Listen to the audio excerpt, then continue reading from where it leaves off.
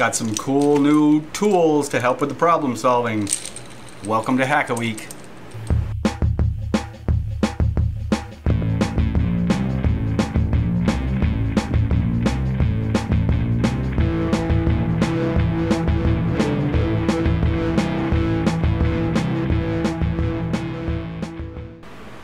Welcome to part 2 of the final drive bearing replacement on this 2002 BMW K1200RS.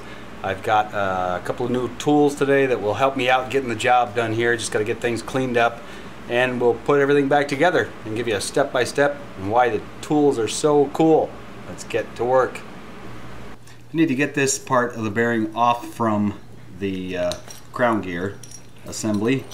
And I've got a 3-jaw puller here. These are cheap. They're like less than 30 bucks. And sure, I could take this to work and I could do it with a hydraulic press, but a lot of the time when I do these videos, I'm all about like, well, not everybody has a hydraulic press. So what's the alternative for folks out there that don't have access to that? Well, right here, just go to an auto parts store, find yourself a 3-jaw puller, and hook it up and pull the bearing off. It's pretty much that simple. That's why I used the screwdrivers last week when I popped off the backside bearing, just to kind of show that, yeah, you know what, you can actually pull one of those bearings off with a couple of big screwdrivers. Somebody mentioned, why didn't you use a hydraulic press? Well, there you go. That's the answer, because I want to show people that you don't always have to have a bunch of high-tech equipment to get the job done. So anyway, I'm going to try to grab this on the inner race if I can. I'd rather do it on the inner race than by the cage. When you do it by the cage, sometimes the cage will deform and pop off, and it just ends up being a real pain in the ass real quick. So try to get it on the inside race if you can. If you can get these things to catch on there, they can get a little tricky to line up, get everything dialed in just right. So I think I've got it right there. So now it's time to get a wrench on here and start cranking away. 3-jaw pullers get a little weird sometimes. Okay, that's caught on the cage and the rollers. And I'm going to watch for it to start moving pretty soon here. It should start to go. You can see what's happening. See how the cage is distorting pretty badly on this side? That's not going to hang in there. That's just going to bend up and everything's going to fly apart on me. And my bearing is not moving a bit right now, so I need to try to figure out a little different way here. The reason why this isn't grabbing is because of this shape right here. This little corner up here at the top is bumping against the shaft, and it's not allowing this part to catch on the bearing. I'm going to take my grinder and I'm going to angle this thing just a little bit. So this won't be 90 degrees, it'll actually be raked back just a little bit. It'll just take a little bit of grinding and it'll probably catch on the bearing at that point.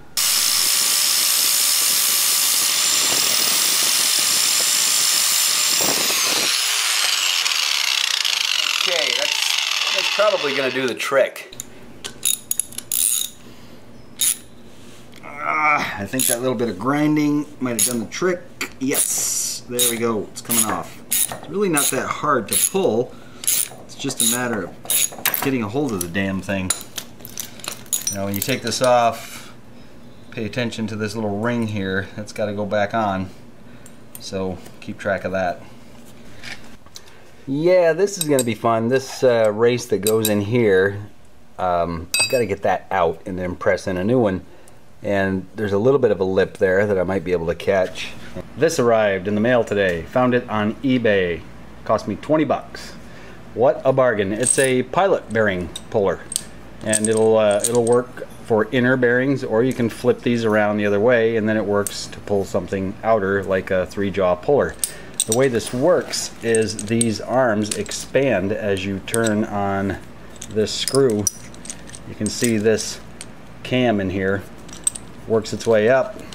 Let me just spin it up here real quick and you see what happens. They spread apart, and so as you turn it more, they spread apart more, they grab the bearing, then you oppose whatever it's in the housing with these guys right here, these 2 long rods, then this nut turns on this, pushes against here, pulls the bearing out. That's the idea. I've ground this down a bit to fit the bearing in this application because these little tips here came pretty long. They were probably about that much longer when I started. A little extra strength, I guess, is the idea there, but I had to shave them down because of the clearances that I have going on in this final drive housing. So let's stuff this in there and see if we can get that bearing out. So first thing I do is just get the thing in there and then turn on the T-handle here until the thing spreads big enough to catch the bearing. Just kind of go easy and wiggle it around. Now we need to put these somewhere where they can oppose the force that's going to pull back this way. And it looks like right here, this ring right here is a pretty even surface. If these were a little shorter, what I would probably do is just put a bar of metal right here and push against that, and that would do the trick. But for now, let's just find 2 spots on this that look like they're going to work just fine.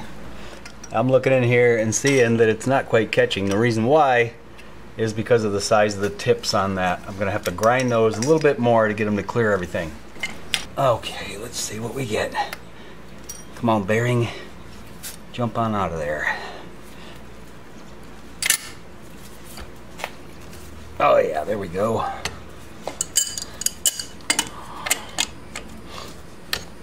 Now we got movement.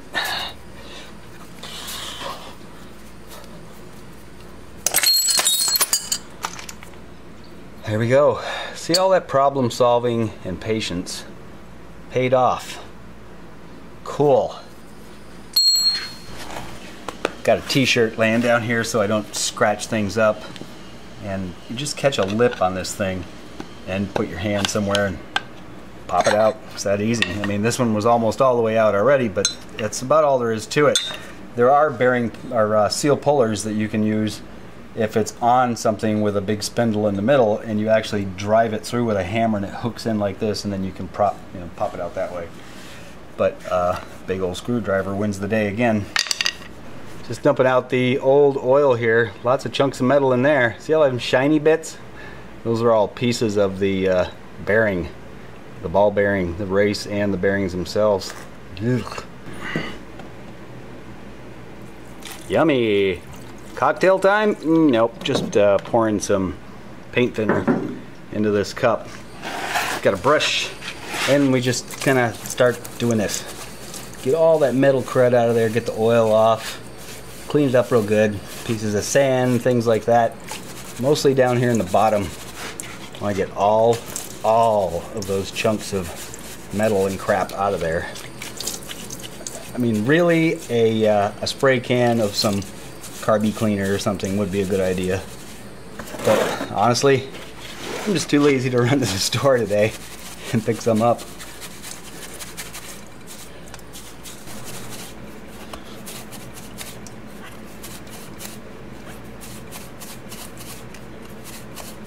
I just finished hitting everything with turpentine and a brush. Now I'm just going to spray it down with some ammonia window cleaner, and everything will just kind of rise to the surface with the oily turpentine, and it'll just sort of fall off. Rinse away. Look at that. And when I blast it dry, it'll be dry with no oil film on it. Nice and clean. Cheap, environmentally friendly degreaser.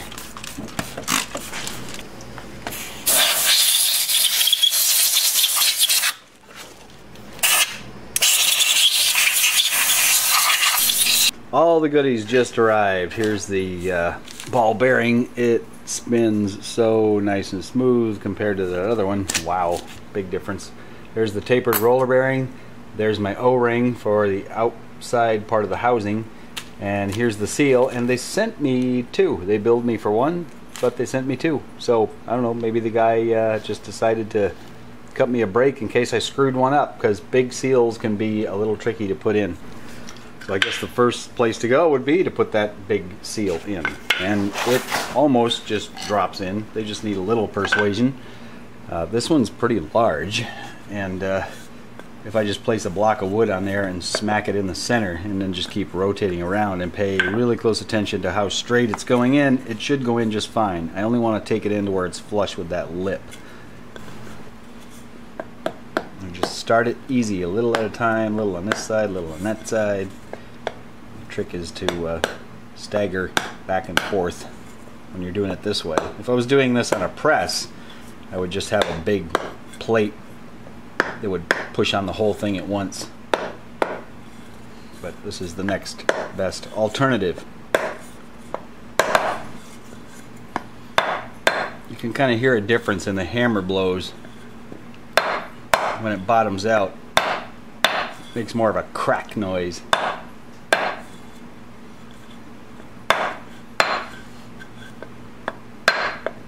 Hear that difference?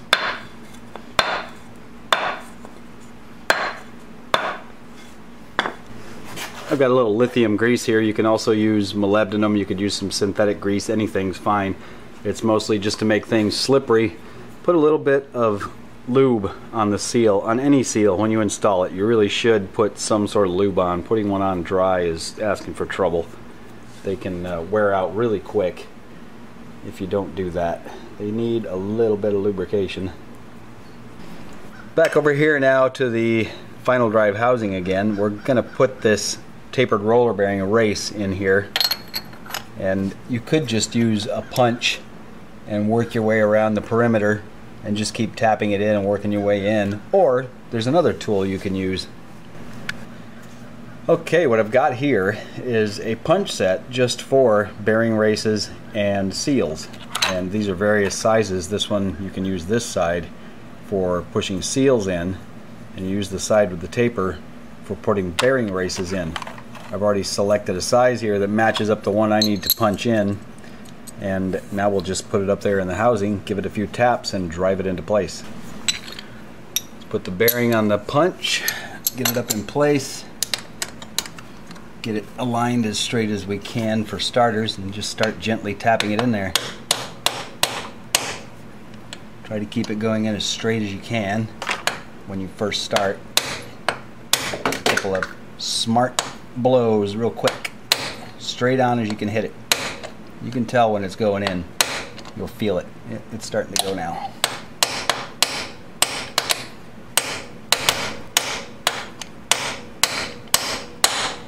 Ah, hear that difference? Whack! It's bottomed out. A couple more blows just to make sure. That bolt is hitting a little bit, so I'm going to take it out just to make sure I'm really fully seated. Give it another whack. Yep, that's in there. Now that the seal is in, I'll replace the O-ring. I've got a little pick tool here that I'll just pop the O-ring off with. Get that out of here. And we're going to clean that groove out a little bit. We'll just take a rag and a screwdriver. Just run it around there. Get all those little bits and crud and stuff out. Alright, that's nice and clean. So we're ready to put the new O-ring on. And here it is. And I'm going to put just a tiny bit of that lithium grease on my fingers. Just kind of work it around here on the O-ring just a little bit. Just to give it a little bit of a slick surface there. Piece of schmutz to get off. And just stretch it on around.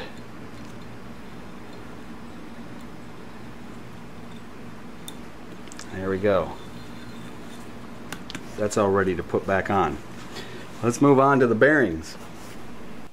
Well, it's about 18 hours later, and let's see what's for breakfast this morning. Oh look, it's a BMW Crown Gear here in the freezer. I put it in here so it will contract a little bit. And I've got the bearings in the house sitting under the broiler in the oven, and they will get nice and hot and they will expand a bit. And then what we'll do is we'll bring everything out here and put it together, and the bearings should just drop right on. I won't have to press them on or anything like that. Cool, huh? Science. There's the bearings getting nice and toasty under that broiler element. Once they get all nice and warmed up, we'll set them on this cookie sheet, and then we'll run out to the shop and assemble everything. While that bearing is warming up, I want to show you something here. That little spacer that we took off from the crown gear assembly, it's got a little bevel in it. See that bevel right there? The bevel goes away from the thrust, so it goes, you know, down.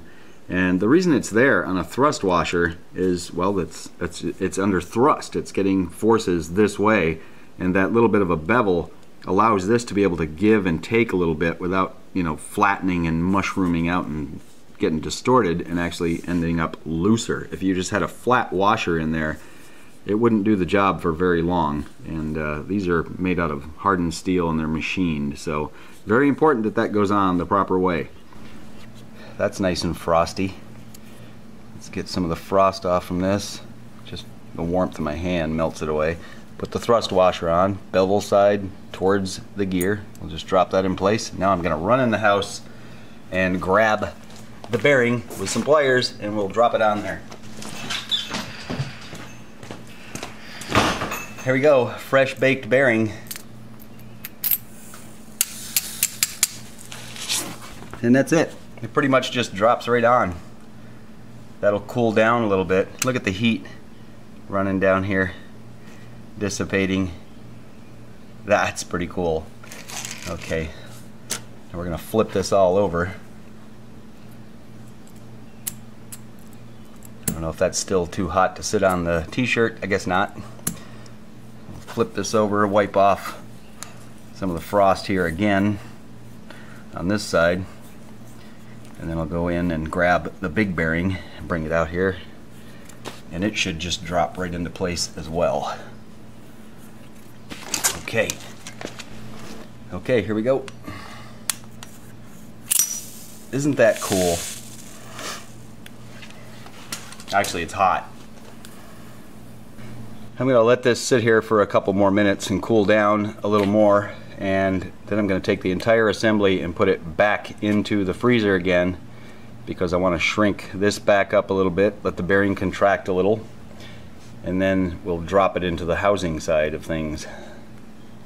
Okay, this has been in the freezer for about 15 minutes. It's cooled down considerably.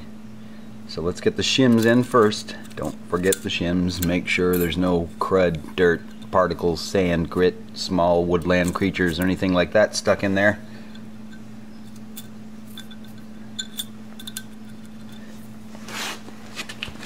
And we just drop it in and make sure that it goes through the seal nice and smooth.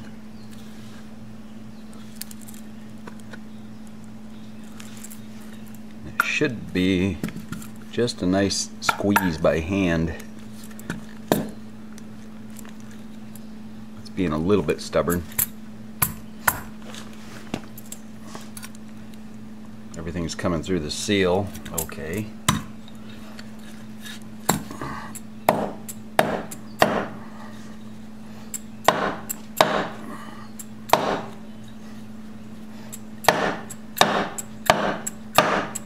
There it goes.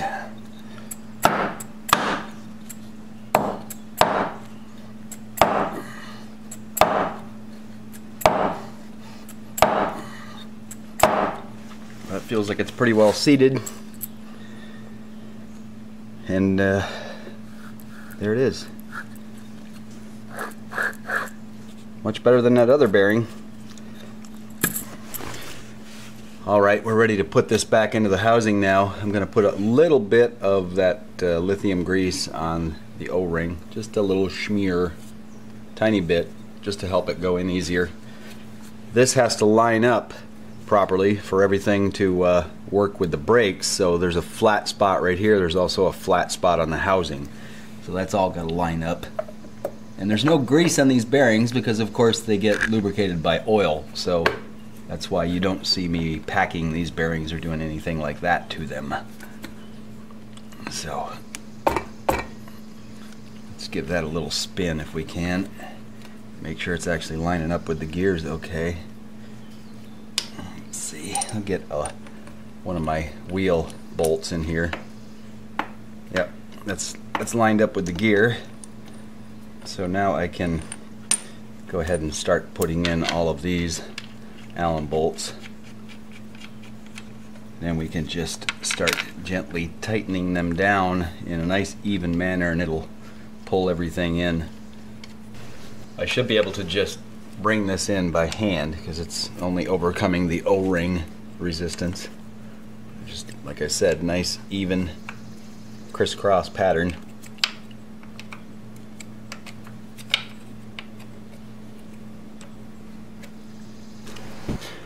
These are all snugged up.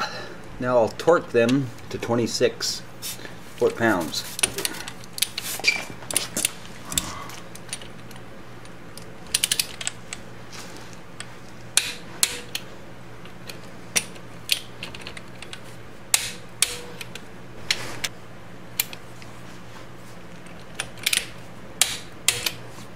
Okay, now we move on to putting the disc back on. Let's get the disc back on. I've got the orange mark right there. There's the orange mark. So we'll get those lined up. And just let that sit there. And the bolts. The Climber manual recommends to replace the bolts, but they only torque to about 16 foot-pounds, so it's not so much that there's stress on the bolt, I think, is the fact that they come with blue Loctite on them. I've got blue Loctite here, so I'm just going to add some to it and reinstall them, and we'll torque them up to 16 foot-pounds.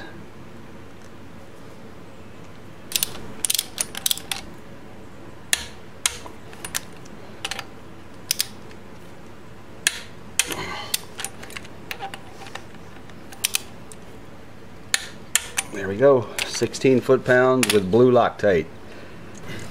Now we'll get the wheel tucked in there. So we'll just go ahead and put it up in, but not install it yet. We need to put the caliper on first, but the caliper needs to be out of the way so that you can shove the wheel in there. Now we can mount up the caliper. Let's make sure the pads are spread apart. Just gotta give it a wiggle, drop it down on there. Let's get the bolts in. Now this one used to have a bracket on here that went up and helped hold the brake line in place, but long ago somebody broke this off. I just leave what's left of the bracket to serve as a washer.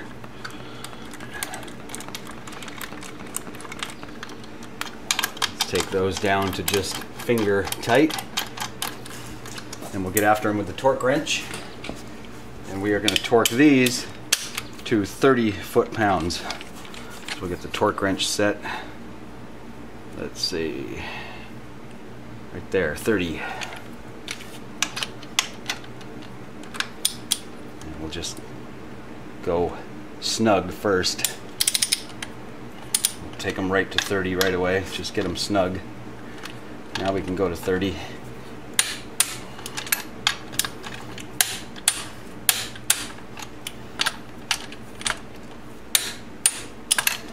Now we can go to the other side and get the wheel lug bolts put in and torque up the wheel. There's a big spacer behind here between the wheel and the hub. I usually put a bolt in to keep that lined up, and then lift the wheel up, line it up with the holes, and then just gently push it in and just wiggle it around a little so it seats in there. And we'll get one of the lug bolts started. And now we'll put the other 3 in and get those started. Just wiggle them around a little bit if they don't feel like they want to go.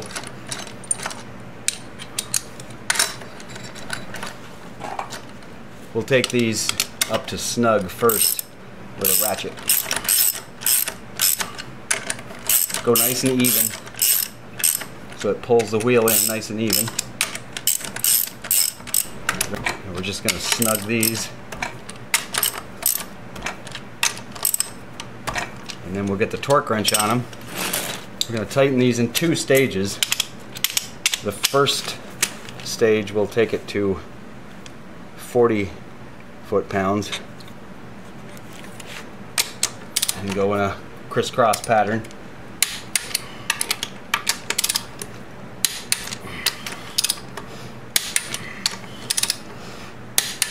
And in the next stage we will go to the final torque of 77 foot-pounds. 4, 6, 7.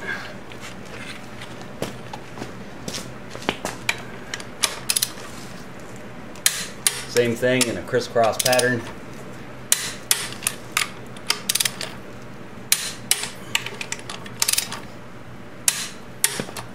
And then I like to just go around in a circle one more time.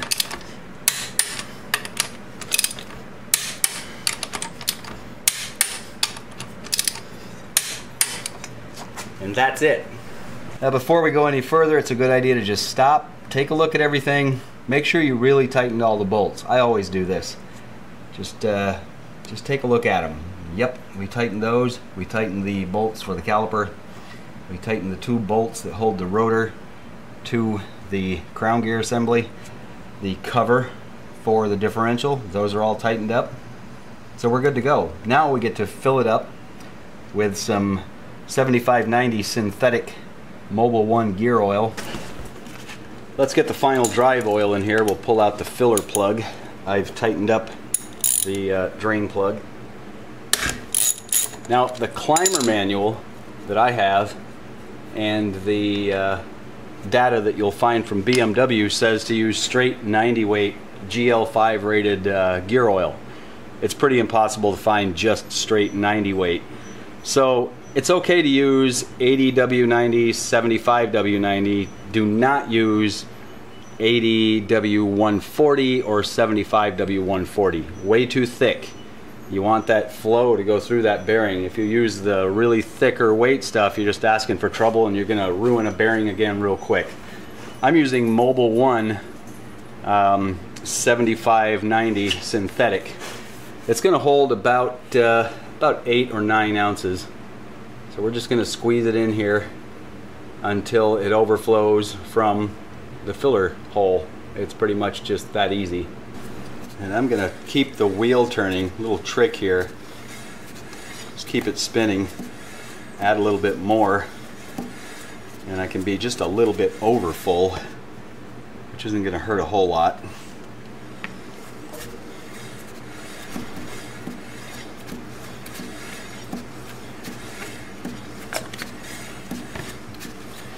If I stop spinning this, you'll see it'll start to run over. So I'll keep it spinning a little and then put the plug in. And then what I'm going to do is take it out and drive it around a little bit, lean back and forth a few times, do some nice easy throttle runs, and then we'll bring it back. I'll open this up one more time just to double check that it is indeed topped off. But that essentially wraps it up.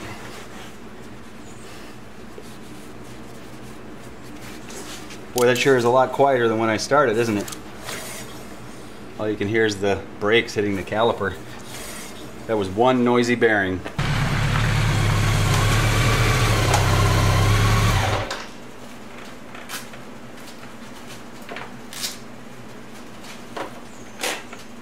Well, that is a big improvement, I must say. Holy smoothness, Batman. This thing always had a little bit of a weird harmonic kind of a vibration above like 45-50 miles an hour, clutch in, clutch out. It was kind of a wow, wow, wow thing, you know? It was that final drive bearing. It was starting to go bad when I bought the bike, and I put how many miles on this thing? I bought it with 22,000, it's got 25,000, so racked up about 3,000 miles, and it started making some noise. And of course, a class that I took 3 weeks ago, Moto Mark 1, look it up on the internet. Great place to get a little bit of training on some extra handling for your motorcycle. It's taught by motorcycle cops and retired motorcycle cops. Really good course. But anyway, I digress. I was doing a lot of slow speed stuff, lateral loads on that bearing, and finally did it in. But it's much better now. The bad news is the money I spent on this would have gone towards the CB750 connecting rod, so gotta wait a little bit on that, but I'm hoping a couple weeks I'll have it. But you know what? I promise all you viewers out there, because I know everybody's just really jonesing for me to get started on that thing again. Next week, we're gonna have it on the motorcycle stand. We're gonna put the forks together, and I'm gonna get the rims mounted up, the wheels, I should say, and rims naked, nothing in there. Put the bearings in those and start truing up the wheels. So we're going to have some CB 750 action next week. I promise. All right. I'm so glad that this only cost me 188 bucks, because going to the dealer to get it done would have been a whole lot more. Now you know how to do it yourself too. So, till next time.